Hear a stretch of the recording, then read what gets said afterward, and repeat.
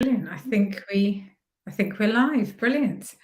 Hi, Cheryl. Hi, everyone. Welcome to the Mind Warrior podcast on behalf of the mental health warriors. So today is a very personal show, and it's probably going to be quite an emotional one. And I'm joined by my amazing sister, one of the most amazing people I know, Cheryl Prince.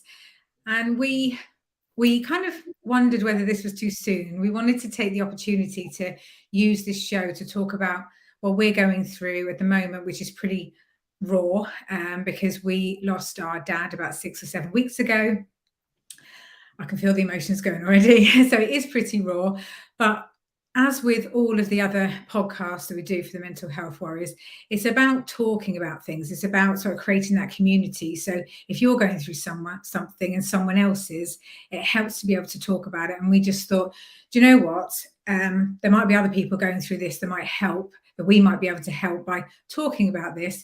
And also from a bit of a different perspective, because this is more from a spiritual point of view, which Cheryl's kind of highlighted, isn't talked about as much, so that's what we wanted to really bring to the forefront.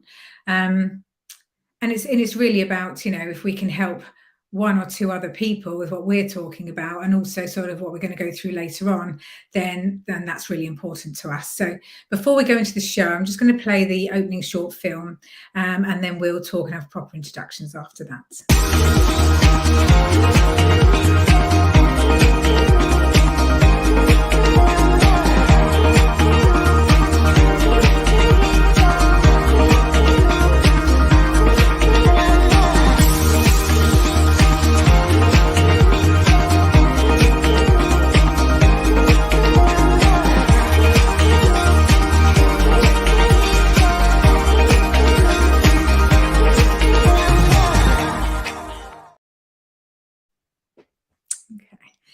So welcome again to anyone that's watching or watching it back. And as a reminder, you can put questions in the chat if you're watching on YouTube or Facebook, any of those platforms, and we'll answer them as we go along. So yes, welcome Cheryl, my sister. I think today is going to be a bit of an emotional one, but it'd be good if you can just give a bit of context to everybody about yourself, and then I can kind of talk about what's been happening for us as well, sort of what's been happening with our dad. And actually, do you want me to go through that first, a bit of a context, and then you can go through what you do? I think that might be quite useful, actually. Yeah. So a bit of context for anyone that's listening. We lost our dad, my sister Cheryl, only about 7 weeks ago, something like that, and he was sick for quite a while. So that was quite tough, and we were trying to sort of figure out what was wrong with him for a long time.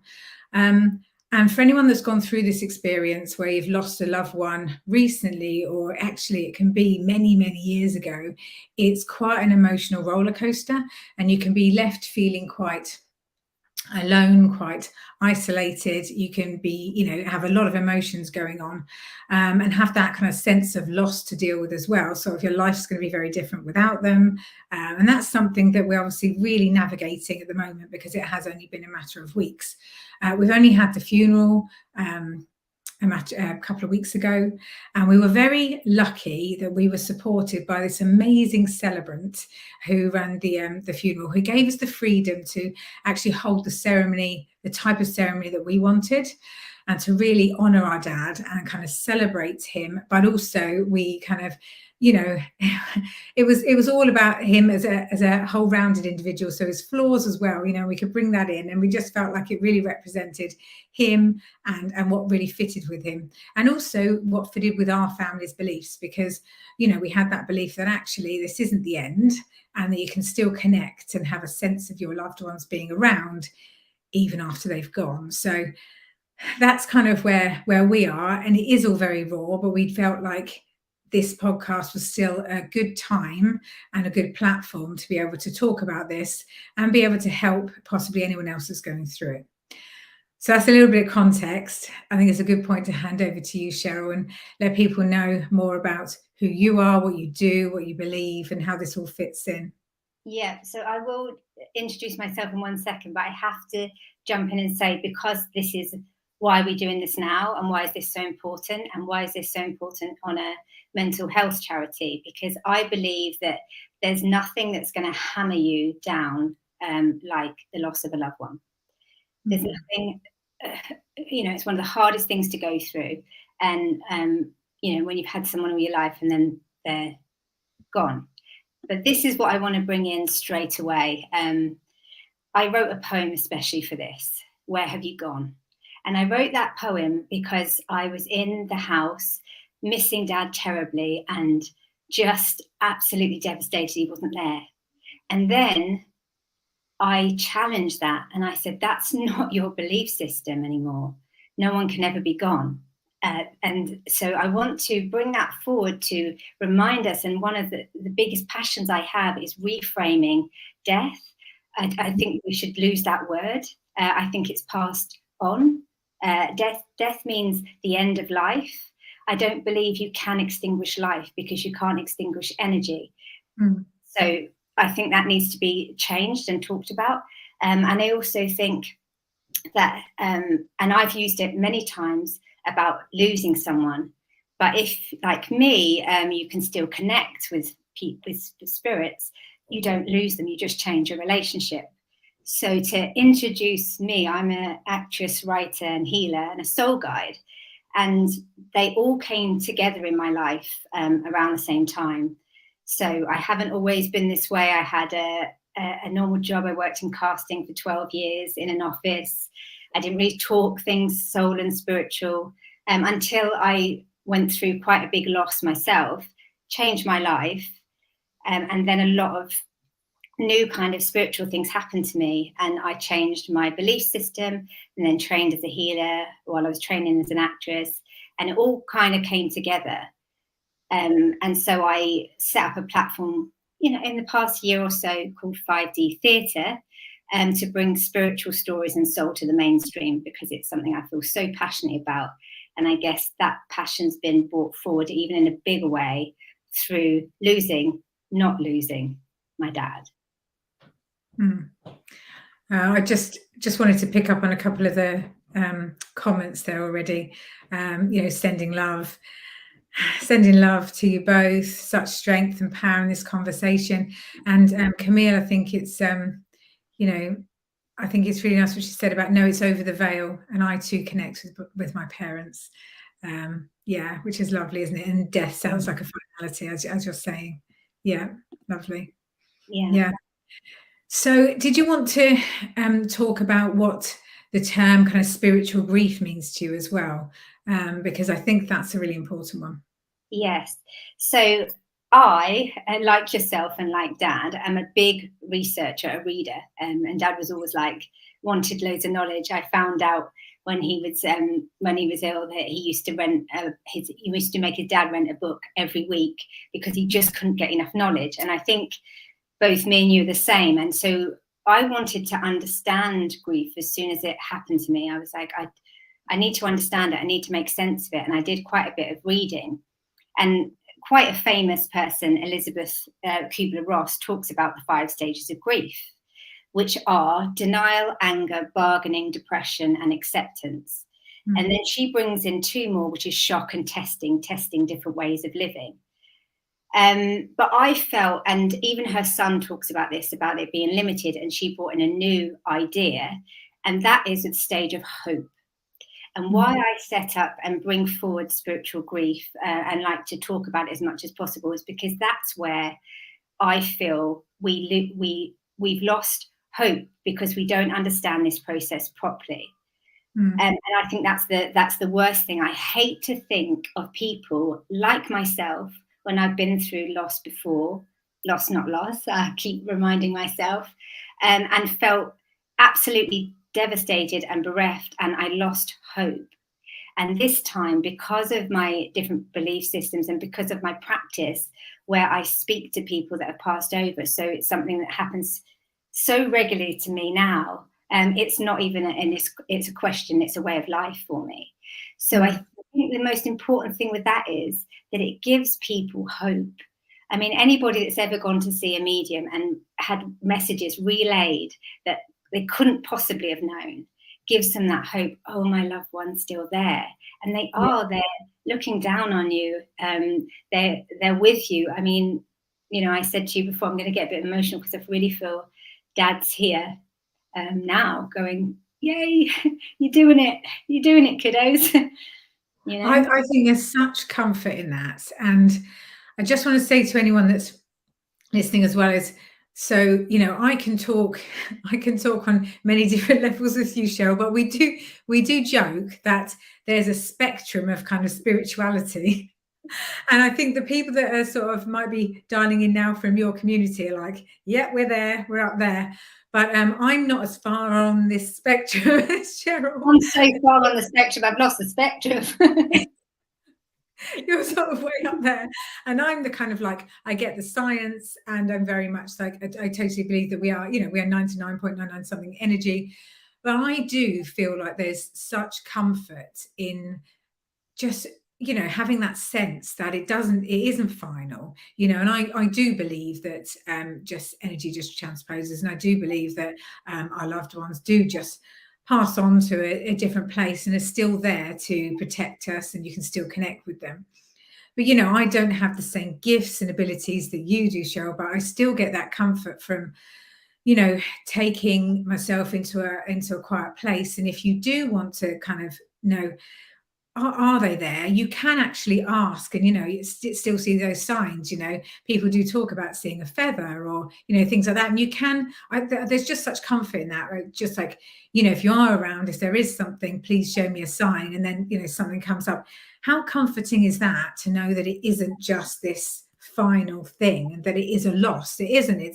It's more of a evolution and a change, and I think that is really comforting, no matter where you are on that kind of like spiritual belief. I think to have that is, it is that sense of hope. Yeah, and I want to speak into that a little bit, because even though I'm, you know, way down the spiritual spectrum now, I wasn't always. I mean, I was a very sort of intuitive, empathic, sort of tapped in, creative child. So I guess I had the openness and the tendencies to it, but I felt like I lived my life very shut down to it. And I think that's also a danger of grief, that it can shut you down again and make you lose hope. And it's harder to connect to spirit and something that you can't see and that's concrete, if you're shut down and you don't want to, you're in pain and trauma yourself. And I know this because when I lost Nan, I was really, really devastated and angry, because I thought that I could sort of feel energies and I didn't feel her around. I would speak to her, I didn't hear anything. So I felt really angry, and I felt like all of my sort of beliefs about, oh, I think there's this spirit, but I didn't have anything concrete, were questioned. And I ended up in a really dark place with thinking, that is it, that is the end. And what happened to me was, as you know, is that Nan came through in the physical for me, in spirit. She was physically in the room, and I saw her, and it was so beautiful. It's so beautiful. She was full of light. She looked so well.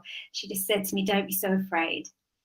And I was like, wow, oh my God, my Nan exists. And I wanted to tell a lot of people about that, but couldn't, because I was like, who do you tell and how do you say? Yeah. And so I didn't say too much, and I questioned it. And it wasn't until a few days later, when the director who'd been in the room with me, because it happened while I was training in acting, actually confirmed. He was like, there's a older lady around you, like a candle for her. And he put his hand on my back and said, "Don't be so afraid." And then I was like, okay, this actually happened. And that moment sort of slowly changed my life and opened me up. And I feel like, because that happened to me, and I actually went on to write a play about this experience, and then started to get more open spiritually and open my own business and work as a healer, I would never want to not give anybody else the gift of, your loved ones do go on. And I feel like whatever, everybody's, I respect everybody's different belief systems, of course I do, but I feel like we live in a society that programs us to think death is the end. And my invitation is it? And if you just have that question, is that true? Just see if different things turn out true for you. Is it? That's all I ask. Ask the question. Because when I walked around with the world like that, and it wasn't true for me. It was a painful place to be.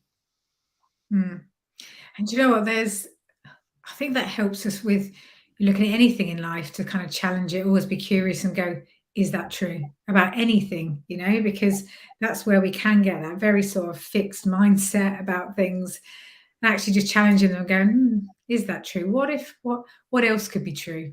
You know, and then sort of be open to it, isn't it? Just be open. Yeah. And do you feel like anyone can connect, you know, anyone can feel closer? Or do you feel like, because obviously what you do, and you can help people as that soul guide, and you know, when people work as mediums, they can obviously speak to spirit, but for people that can't do that, do you feel like anyone can connect or get that sense of connection? Absolutely. I think absolutely everybody can, because the principle is we're all made up with energy, which I'll do some guided to help us out with that, because it's a funny thing to talk about. It's an easier thing to experience. This energy, some people call it soul, some people call it spirit. For me, there's energy, soul, and spirit, and that's all the same thing. It just depends on what frequency. It's just a frequency. It's just a feeling, a light frequency. Consciousness. Yeah. So it's much more simple than we think it is. And because we're all made up of energy can't dissipate. It can't go anywhere. It just renews itself and goes into a different form. So if we're all energy, then when we don't have our body anymore, we're energy. So of course we can speak to anybody, because we're the same. It's like saying, you know, I can't speak to other humans. I don't know how to communicate with them. Of course you do. So you can always speak to other spirits, because you are spirit or energy. It makes it easier to put it in that terms. Yeah, I mean, in quantum physics, you know, we are 99.99, I forget how many, energy, and 0.000 something one matter, material. Yeah. So we focus on, in this world, material, you know, we focus on our bodies. Yeah. But actually, if you focus on the 99.999, it's energy, isn't it? Consciousness, spirit, soul, whatever you want to name it. And the problem is with energy frequencies is that grief, all those things I talked about, like anger, depression, denial, all those heavy feelings, shock, trauma, which is all part of it, are very heavy frequencies. They're not the same frequency of a spirit that's not in a dense matter body. So you can see that it's harder to connect when we're feeling all of those emotions, which is why sometimes it's easier for a medium or somebody else to connect, because they're not feeling the dense emotions. So my challenge to myself and my encouragement was, I'm going to keep doing my spiritual practice, my energy work, so that I can connect with Dad, because I'm allowed to feel all those heavy emotions. And I do encourage it. I absolutely encourage it, but I also want to feel the higher frequency so I can connect and keep that relationship going.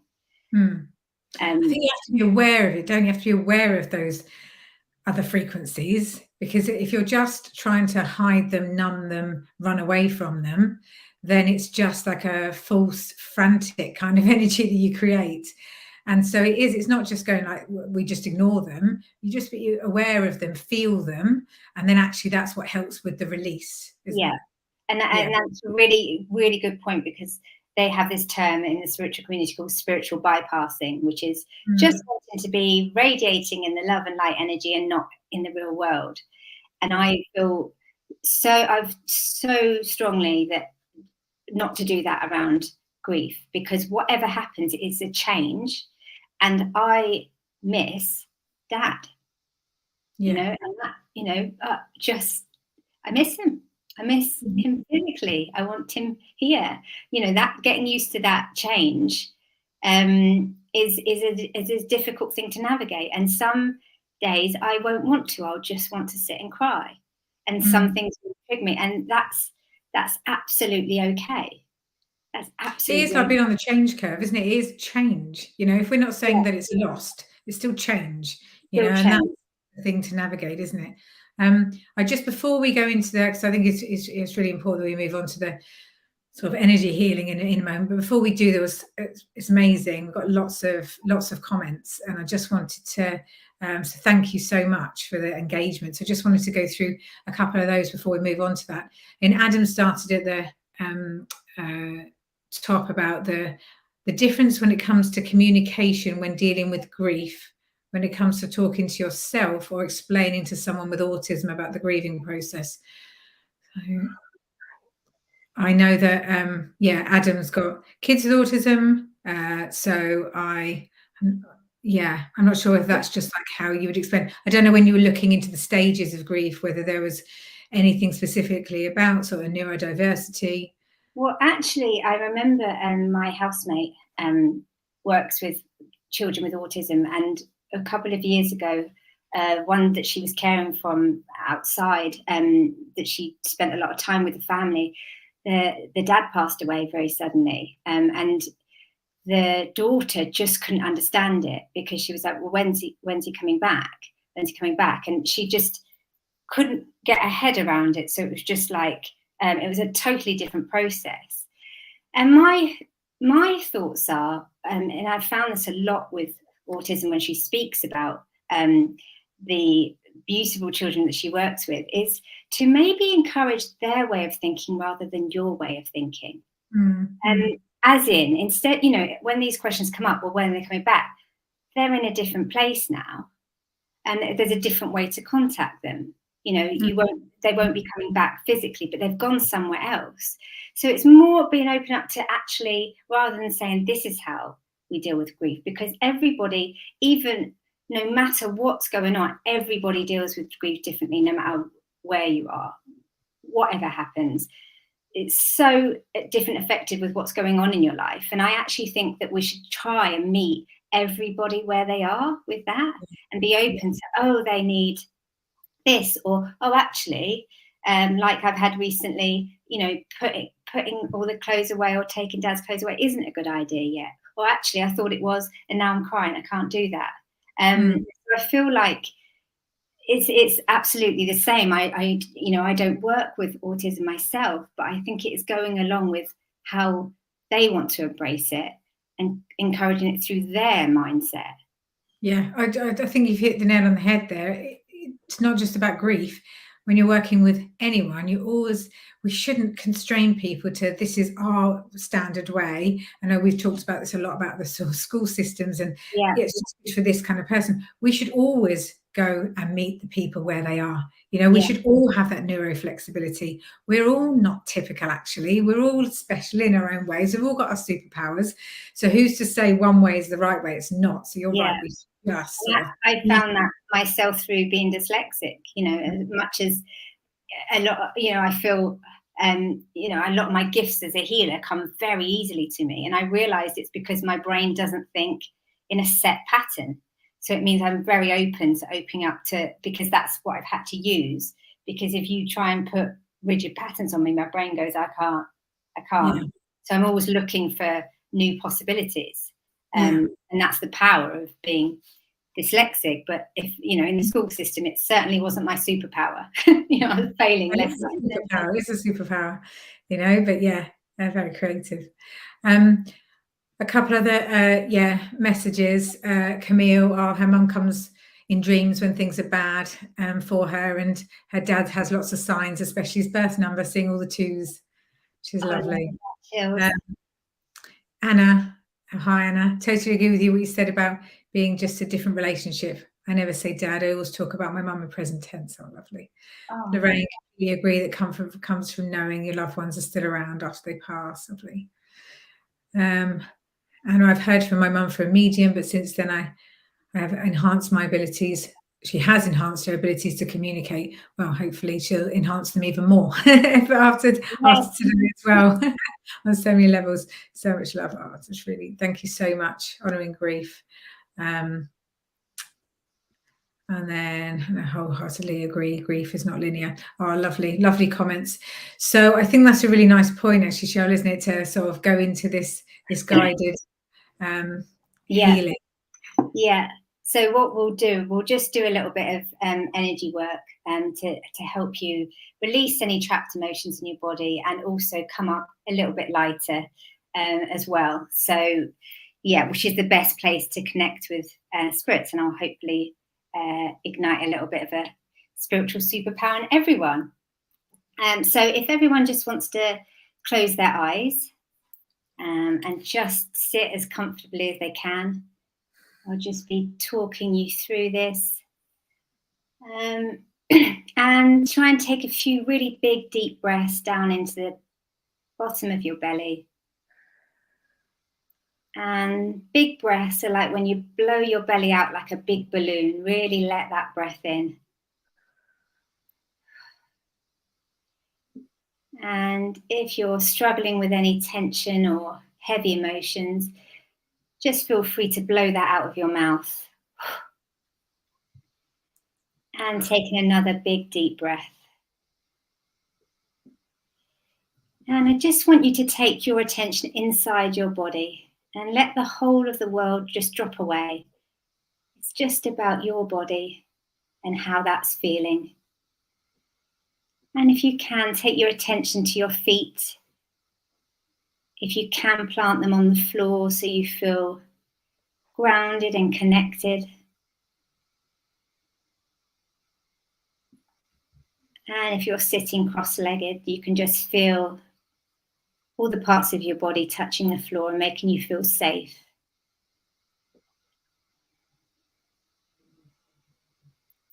And then coming up into the bottom of your belly, this energy center is called the root chakra. And you don't have to know anything about this space. Just feel into it, the base of your body. And if you like colors, then see the color red. And this is like a spinning wheel. It's a vortex of energy. That's all it is. And it's spinning inside of your body. So just check in and see if you can feel any energy there. And often I can see shadows inside my body where there's dense energy or pain trapped. And if you can see this on inside your own body, then just spin it out, release it. And often when this energy center is slightly blocked, we'll feel pain and heaviness in our body. We might get backache, stomach ache. And this is our slowest moving energy right at the base. So it can get very dense. But just inviting you to clear that out. And then moving up to your stomach. And just below the belly button around then is your sacral center. And if you like seeing a color, you can see the color orange. And check in to see if this is spinning, if you can feel anything moving inside your stomach.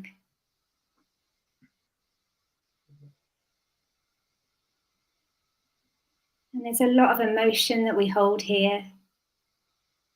So if we're going through grief, it can be where we stuff our emotions down into the pit of our stomachs. I'm asking you just to invite a moment to feel into that emotion, that it's totally welcome. Anything you're feeling is totally welcome here. And coming further up to your higher stomach, it's called your solar plexus chakra, your energy center.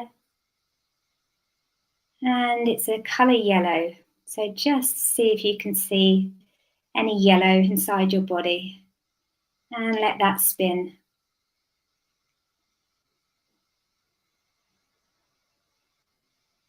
And this is related to your willpower and your drive. And I find that grief can give us stagnancy. We can either throw ourselves into work and have great drive, and that's often through not wanting to feel what's lower in the stomach, that emotion, or we can feel like we're stopped. We've lost our confidence. Our faith has been shaken. So if you need more energy here, you can fill this up with yellow light. And just by noticing the energy around your stomach.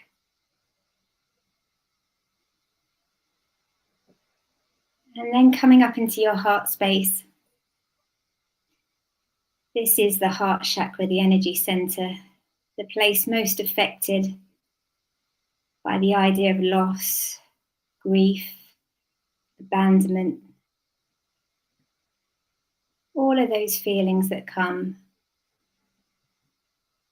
from not having a loved one in the physical anymore. And our heart space is also connected to touch. And I think this can be one of the hardest things when going through this bereavement process, not having that person there to touch, to hold, to kiss. But they also say that loss is a sign that you've truly loved. How deep you grieve is how deep you've loved. So just say thank you to this energy in your heart for whatever it's feeling. Welcoming and release. And just trying to give yourself a commitment to keep your heart open, even when it hurts. And to keep loving, even when you can't feel them there. Because now we're getting into the frequency that they understand, the love frequency, which anyone that's ever felt love knows that that's a really nice, high, vibrant feeling. And coming up into your throat, you have the throat chakra here, the energy center. And this is the color blue. And I should say the heart center is located and associated with green, but I always associate it with pink. And clearing out the throat. It's a well-known phrase to say, I've got a lump in my throat. And that's another way that we hold our emotion down. And inviting the throat to not swallow or trap emotion, to bring it up, release that energy.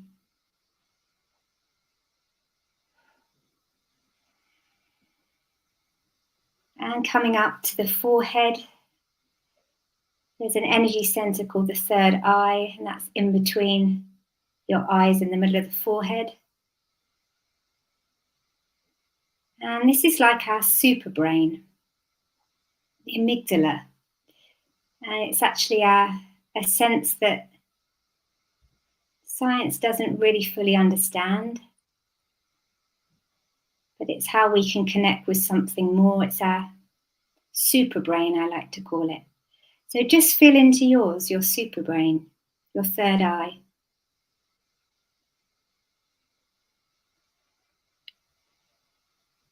And from this super center, bring your awareness above your head to your crown.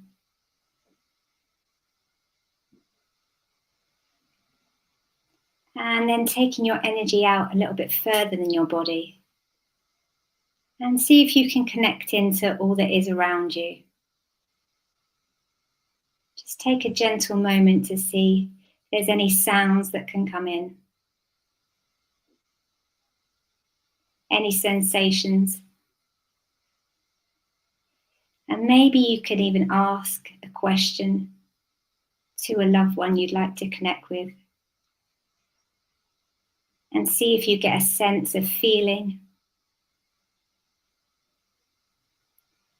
a hunch, and intuition. And I'm just going to go quiet for a moment while this can happen.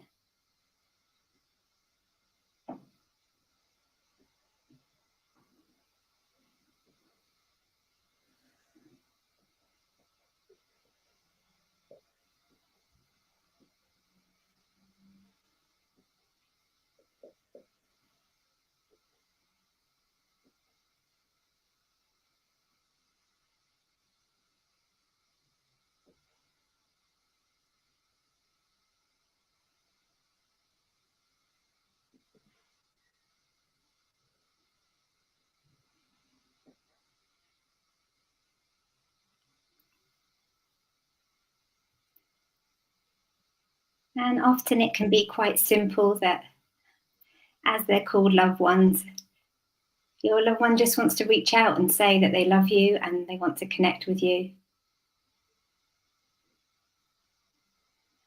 And they will send you signs if you're open to receive them, like white feathers or lights flickering or songs on the radio. Or if you're open to it, to sit in meditation and connect with them again with deeper questions that you want answered.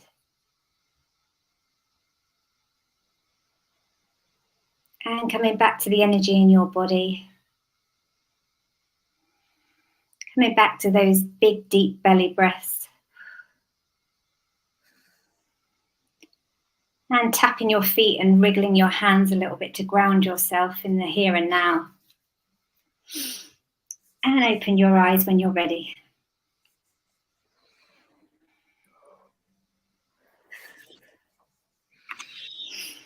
Thank you, Cheryl. Yeah. And I think it's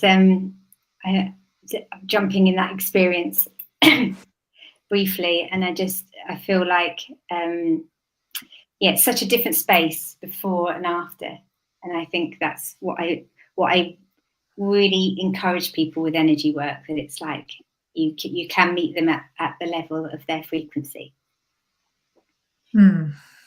Yeah.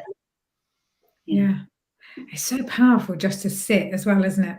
It's so powerful just to sit and connect and understand your own inner wisdom and strength, and to just sit and say, what am I feeling? What do I want to know?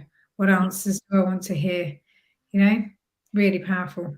And I feel like the other thing is, because we've talked about losing someone, and I feel like it's a choice for you to, if you've lost them, because if you say, I'm going to stay connecting, and I often say this to people when they're trying to connect with their soul or their spiritual guidance, and like if you had a relationship with anyone in the physical, like a family member or a friend, or a relationship with your husband, wife, and you just ignored them, didn't ask them anything, didn't go to any special places with them, didn't connect, your relationship would dwindle, and it wouldn't, it wouldn't really be vibrant. But if you make a choice instead, I'm going to make it time to connect with you. I have special places that I travel in my mind's eye to be with Dad. I go into the garden, say, this is his garden, this is how I'm connecting, so that the relationship can just build. And I feel like that's why it really is a choice to lose someone. It's a choice to lose that connection. I don't feel that we have to. And that's probably one of the most powerful gifts that pushing me into talking more about spiritual grief. When I didn't think I was ready. I mean, I launched my YouTube in honor of Dad, because the first thing that went on there, my new 5D theatre channel, was a poem that I read at Dad's funeral, and I thought, oh, I don't feel ready. And I was connecting with Dad, and he was like, yes, you are, kiddo. And I was like, okay. So it's all been in his name, and I've really developed a relationship with him in that way, because, as you know, Dad had his own business. He was a businessman, so he's my go-to with like the more practical stuff that's not my bag. Yeah. Oh, so powerful. We got some thank yous from Louise and Ella saying, I love the super brain. I do love that. Because it is our superpower, our super brain. It's like all of this is, I feel it's like harnessing everything that we've got internally, all this natural wisdom and power. And actually, when you were saying about connecting and taking that time to connect with people that have passed on, what came into my mind was, when do we take the time to connect with ourselves as well? It's all of this is just harnessing your own natural abilities and power and wisdom, and it's so important. And I feel that that's why I found that the chakras and the energy centers were really important, because we can often, when we have any kind of trauma or pain, disassociate with our body and not be able to be in our body. So I find it a really valuable practice for me to come back to where I started my training, which was in energy. And I was like, okay, you just need to get into the body and start to feel it. Whatever emotion that is welcome. But you know, until you're feeling it, until you're in your body, you can't begin to heal, or if you want to go that stage further, connect with someone else if you can't, you know, feel inside your body. So I find it such a powerful practice. And you have more of this, and you just touched on it before. I know that you've launched the Spiritual Grief series. So was it week 1 last week? Was it week 2 you've just released? How many weeks is this running? And, you know, if people want more information, where can they go? Yeah. So we're on week 2. I've just launched that. It will be, I think, 7 weeks to go with the 7 chakras that I just talked you through. I mean, there's many more, but I think that would be a different series, because of I wanted to include a guided meditation in every week so that people could experience grief in a different way and cultivate that connection. And I also felt, for me, as someone that's very spiritual, way out there on the spiritual spectrum, I didn't have a place to go to. I didn't know who to connect with to talk about this. And many times in my life, the same way I created 5D Theatre, to put spiritual plays out there, because I didn't see it happening. And I felt that it was really isolating, having a spiritual practice and having grief and not knowing what to do with it. And it actually, it's had a lovely response already. And I feel that, yeah, there needs to be more conversations about it, because, as you know, if my belief is that we're all spirit, so we need to speak about passing on or transition or change in a new way. And I feel like, I believe that's why Nan came through all those years ago, to go, you know, change the conversation around this. It's important. And actually, that's everything ties in so nicely with the mental health warriors. And, you know, this charity is ending the stigma. Let's just talk about it, because actually talking about it might help one person, it might help 100 people. But if it can makes one person feel that they're not so isolated and alone with all of this kind of like stuff going on in their head, then that's the intention, isn't it? Yeah. So I should say, I felt like Dad was like, and practically, Cheryl, the YouTube called 5D Theatre. Thanks, Dad. Sorry. He was like, okay, don't float away. What's the channel called? Love that. So it's 5D Theatre on YouTube. I just started it up in his name. So it starts with a poem, and an ode to Dad, which read at the funeral. So And 5D Theatre's on the posts that we've been putting on all the social media channels as well, so we can kind of look there. I'm going to finish off with the last lovely comment, because it will probably get us both crying, so I can go into the comment and then straight into the end video, just in case we go into tears. But Louisa said, your dad must be so proud of both of you. You're both amazing. Thanks, Louise. So on that note, I really hope we have helped some people. Thank you so much for all of your engagement. That's really meant a lot, all of those comments. Thank you. And thank you, Cheryl. That's been really powerful. Thank you, Sis.